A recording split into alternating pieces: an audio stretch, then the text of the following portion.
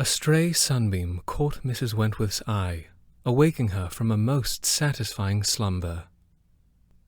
She stretched beneath the sheets of the rented bed, naked and enjoying her recollection of the night before. She turned her head to see her husband, fully dressed and sitting on his side of the wedding bed, enjoying a cup of coffee. He had a small smirk on his lips. "Good morning, dear." The next morning, the coach entered the county and crossed over to Portsea Island in Portsmouth by midday. The driver asked his destination. "The Navy Docks, if you please," returned Frederick. He looked intently out the window, which was a source of amusement to his wife. But before Anne could utter any remark, Frederick started. "Here, stop here, driver!" Before the carriage could lurch to a stop, Frederick threw open the door and leapt out. "Mrs. Wentworth, would you like to see your new home?" "With all my heart, Captain."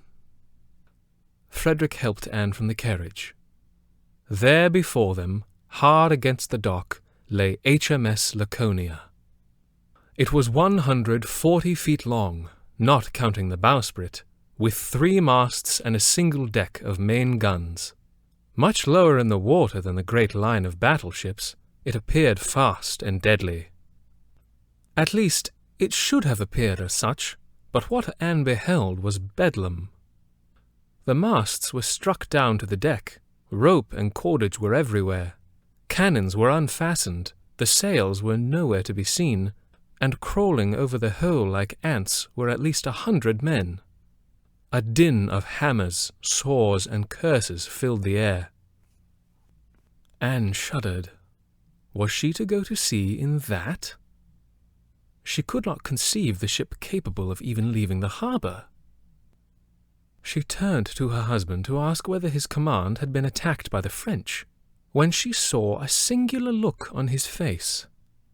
She had seen it only once before, on their wedding night. It was at that moment that Mrs. Wentworth knew she had a rival for her husband's affections. Frederick was in love with the Laconia. "Is she not beautiful, my dear?"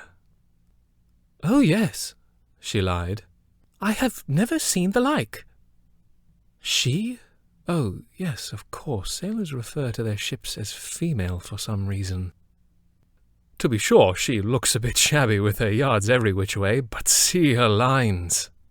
His eyes were bright. "She'll do 15 knots ballast set right, or I'm a Spaniard. Not any leeway to speak of.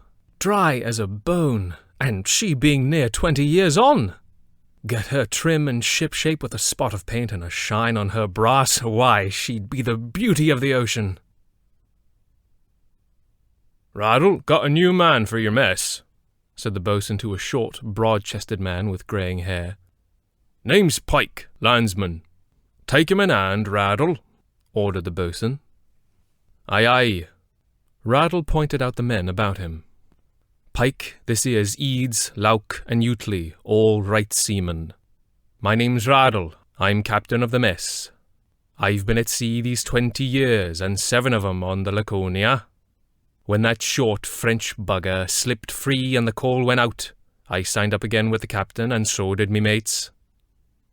Old Fighting Freddy Wentworth's got his share of prizes and more besides. You won't think I got me own house in Portsmouth, would you? And he don't waste men neither. The captain ain't shy, you understand, just careful like." "I don't think Wentworth's scared of anything. Eads, you remember, back in the year 10 when—" Eads and Lauk began talking about their experiences at sea, but Pike only paid half a mind to it. He was too busy studying the woman at the captain's side as a marine rode up to the group on shore. "Look at that piece, would you? Some men have all the look,"